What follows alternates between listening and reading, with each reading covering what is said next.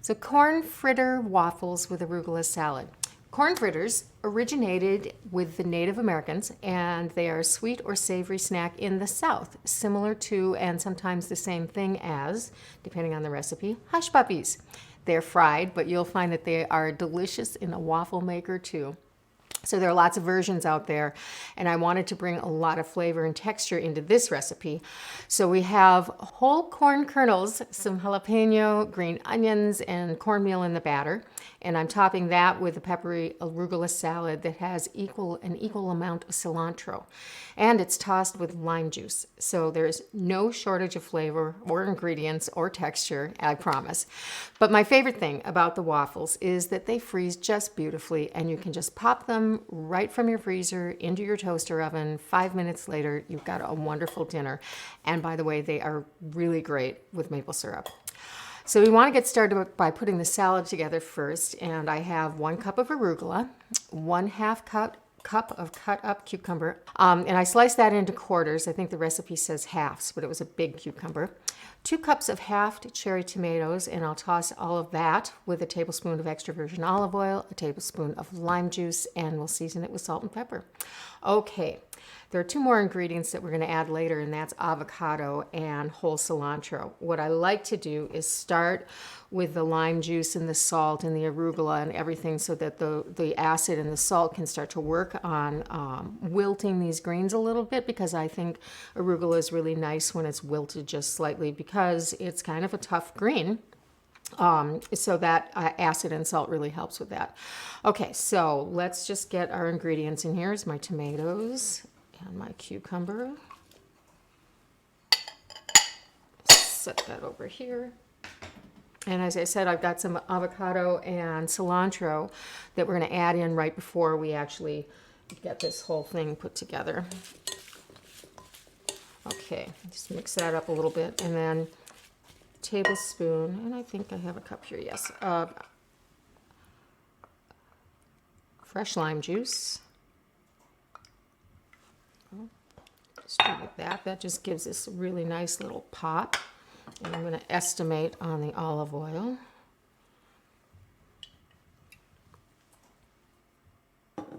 And in the recipe I say kosher salt, but I've got some nice Malden sea salt here. I'm going to use that because I like that extra crunch. And it's a sea salt, so it's not going to really dissolve, but it will help with these greens, just kind of wilt them and make this whole mixture taste great. And then let's do some freshly ground black pepper.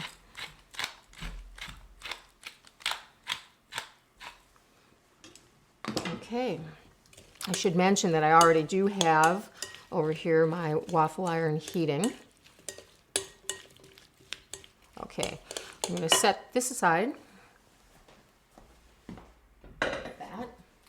And then let's go ahead and put together our yogurt mixture. And I have here a cup of plain Greek yogurt. It's been sitting for a little while, so some of that liquid is coming out of it. I'm not going to drain that off. This is almost like a dressing, so it's going to be thick anyway, so we can go ahead and work that liquid back in. And then to that, I'm going to add 2 tablespoons of lime juice. It smells already really fresh in here. I can smell that cilantro too. It's wonderful. Oops, that's a little too much. 2 tablespoons. There we go. Perfect. And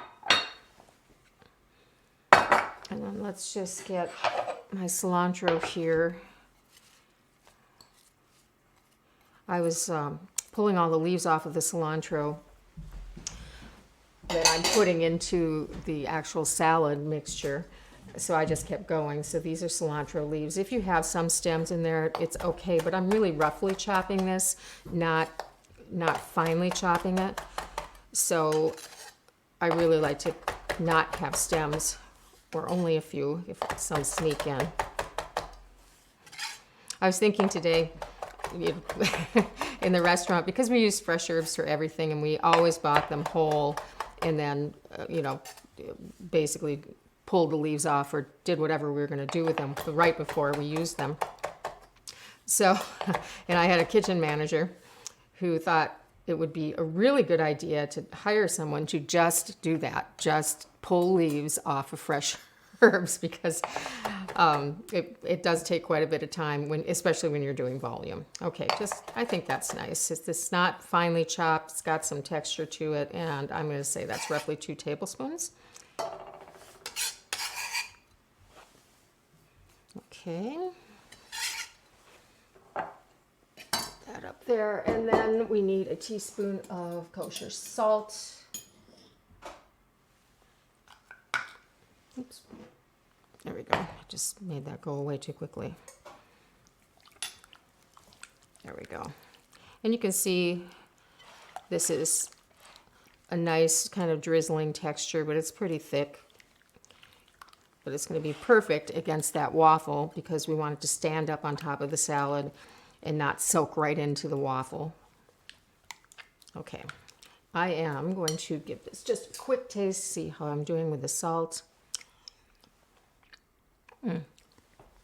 Lovely. It's pretty salty, but it's going to be really nice with that salad and all of those different flavors working together. Okay, so let's start putting our waffles together. All right, so I have here a cup of all-purpose flour and a cup of finely ground cornmeal. And then I've measured all together here 1 tablespoon of sugar, 1 tablespoon of baking powder. I know that's a lot, but just think of, we're putting whole corn in here and these will puff up beautifully. Also a 1/2 teaspoon of baking powder, or soda, excuse me, and a 1/2 teaspoon of kosher salt. And in that goes. And then I like to make sure this is all mixed together. And it's nice with the cornmeal because you can kind of tell because you can see it.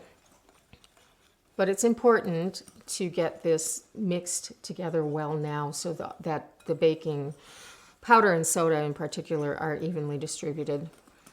Because once we start putting this together, we're not going to overwork it. We're going to just mix things until they're just combined. I think that looks great. Okay, the first thing we're going to do is separate our eggs.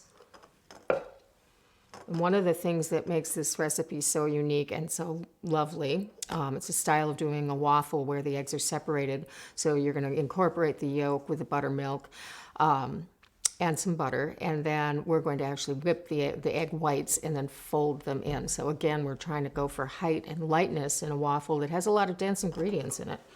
Okay, let's separate the eggs. I'm going to put the whites in here. You'll see why in a second. Okay, and then to this, we're going to add 1.5 cups of buttermilk.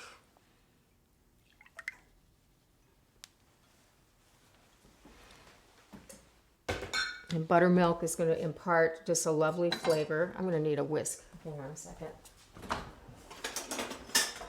There's that little bit of sourness to it that I love so much.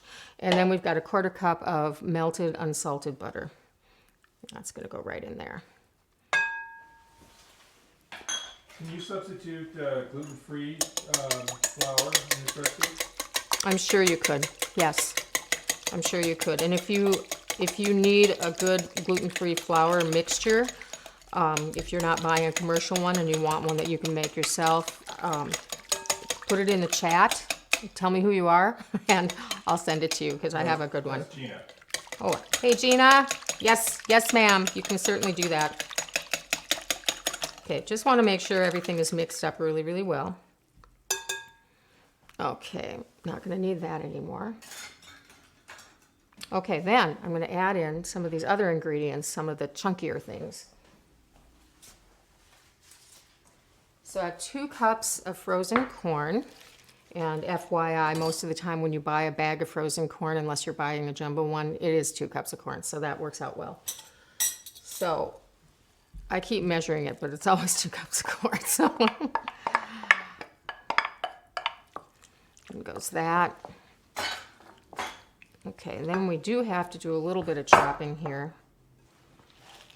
I'm going to do my jalapeno first. So a tablespoon of minced jalapeno. You can go more, you can go less, whatever you want to do. It's not, jalapenos aren't that hot, but they do give that nice peppery flavor to them, so I really, really like them in there. And I do want these pretty fine. Although bear in mind, and that's mostly because of the flavor of them, I want it distributed, but bear in mind we're having whole kernels of corn in here, so these are going to have some real texture to them.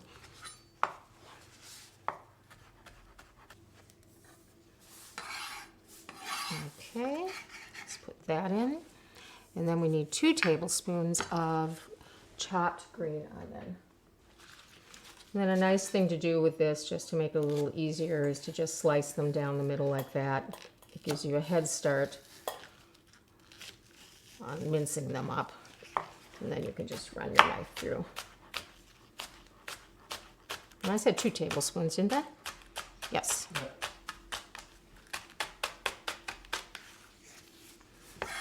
And that looks like more, but again, I'm going to finely chop these so they'll come down in volume as I do that. And this just has such a great flavor in here, along with the jalapeno. And these I do want to spend a little time with, mainly because I really just don't want a chunk of green onion. I want that flavor distributed, but I'm not going for the texture as much as I am the flavor with this particular ingredient. Okay. I'm going to say that's more than a tablespoon. Let me just grab one here. 2 tablespoons. 2 tablespoons, more than 2 tablespoons, I think. We'll be generous with them, though. Yeah, I'm going to leave it at that. Yeah, and I'll just set the rest of this over here. Okay. Now let's see, am I done with this cutting board? I think I am. So I'm going to just move the whole thing. I always have my little silk hat underneath, which works really well, but I can't slide the board at all. Let's mix these all together. It's so pretty. Nice green and bright yellow. And then I'm going to go ahead and take my dry ingredients and just work those in, just until combined. So when you're doing this, you're not trying to knead them or do anything to activate anything. You're just combining. Your baking powder and baking soda are already going to be doing their job, I promise. Okay, so just give me 1 second here. How I'm going to do these eggs, I made this discovery this morning and I was so excited about it. A great way to whip egg whites is with an immersion blender. And I have for a long time, I'm just going to unplug this if I can. Yeah, there we go. Use an immersion blender whenever I'm making a frittata or doing omelets or anything. Oh dear. There we go. Because they just do a wonderful job of mixing up anything. But I never thought about it with an egg white or egg whites. I've got 2 of them here. So it works great. So I'll show you.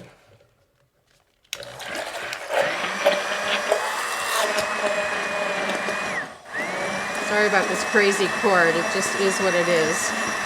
But look, they're already at that foamy stage. Well, not exactly as volumey, but and that just helps build the volume if you have your fluffy egg whites. But not a deal killer because remember I have a whole tablespoon of baking powder in here and I also have baking soda in here, so we've got plenty of stuff going on. Okay, and that is it.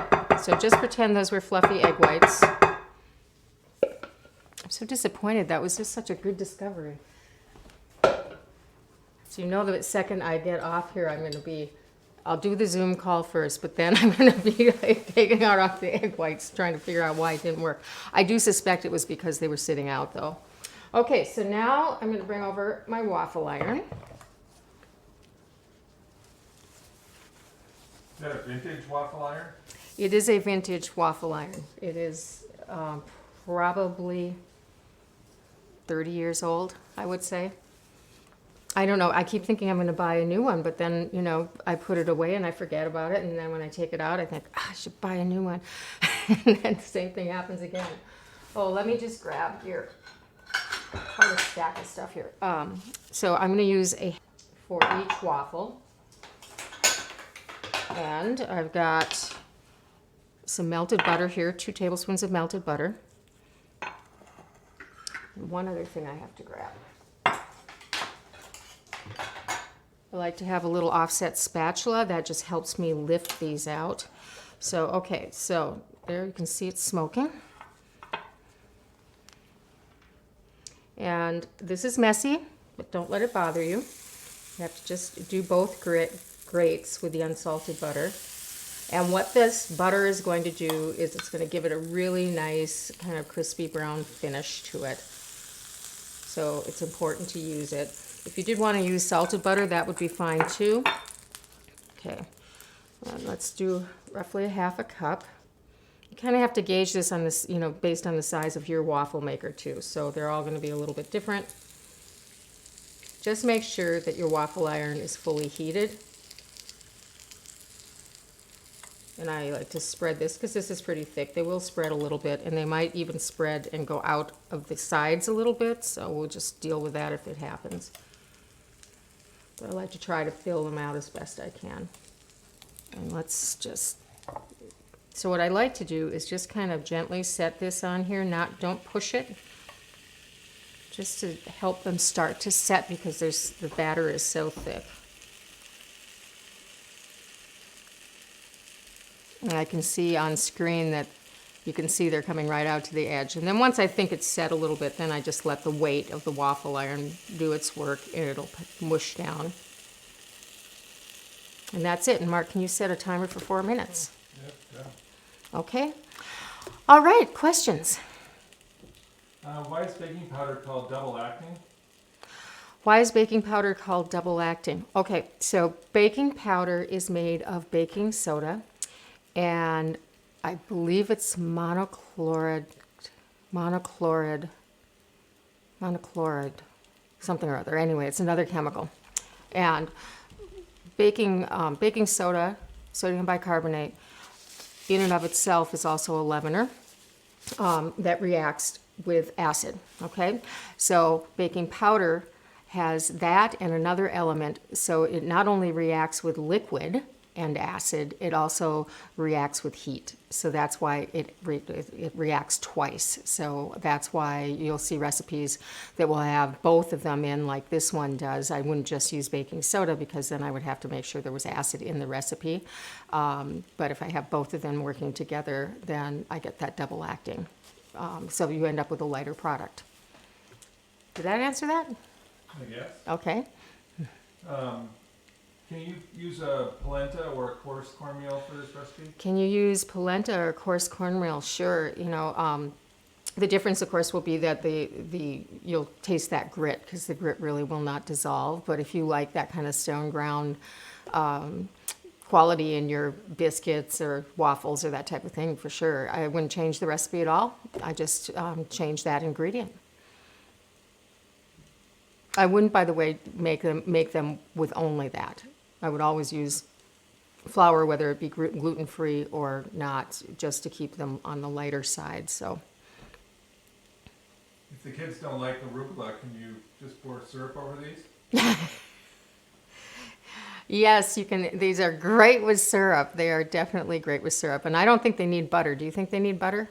No, they're pretty tasty without it. Yeah, they've got a lot going on, but I think that's what we did the next day was we went right for the syrup. So, and I like the quality of having this base that has salad on top of it and acid and salt and all these different things working together. But this is just a standalone without the salad, so for sure. Soft-boiled egg would be nice on it too. A soft-boiled egg. Yes, we're definitely thinking about the next morning, aren't we? You can have one with a soft-boiled egg, one with maple syrup. So this is the part that is always difficult when you see it steaming and you're just so tempted to look and see what's going on. So we could do that, right? Ooh, they're looking good. Okay. How much more time do we have? 40 seconds. Okay.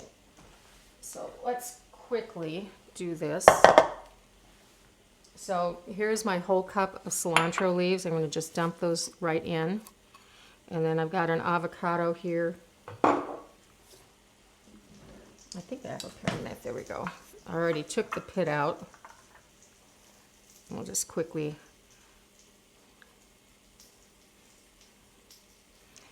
You want to wait for the last minute to do this, just because you don't want your avocado turning brown. And by the way, if you are making this ahead, make sure you don't put the avocado in until the last minute. And that is the one thing about this salad, because of the avocado, it doesn't keep well overnight. But it's not bad if you don't put the avocado in. If you decide to just keep that separate, then the next day your salad will still be usable and good. It'll be a little more wilted, but there's not that much acid in it. And I actually like wilted salad, so that's a personal preference maybe. Okay, we'll just toss that around. And then I know these guys are in good shape. So let me lift this off, nice and brown.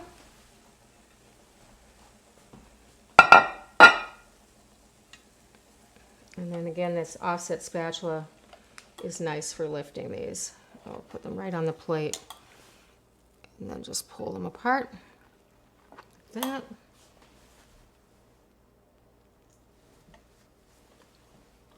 And then top them with our salad.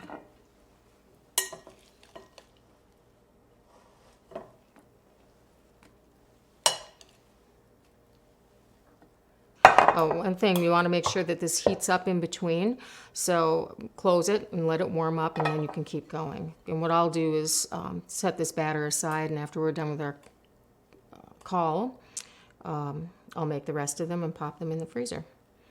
There, now you've got all those flavors working together. You've got your yogurt, which is going to just tie the whole dish together. And there it is. Ta-da! An alternative type of dinner, I think. Definitely. Take care, everybody. Thank you.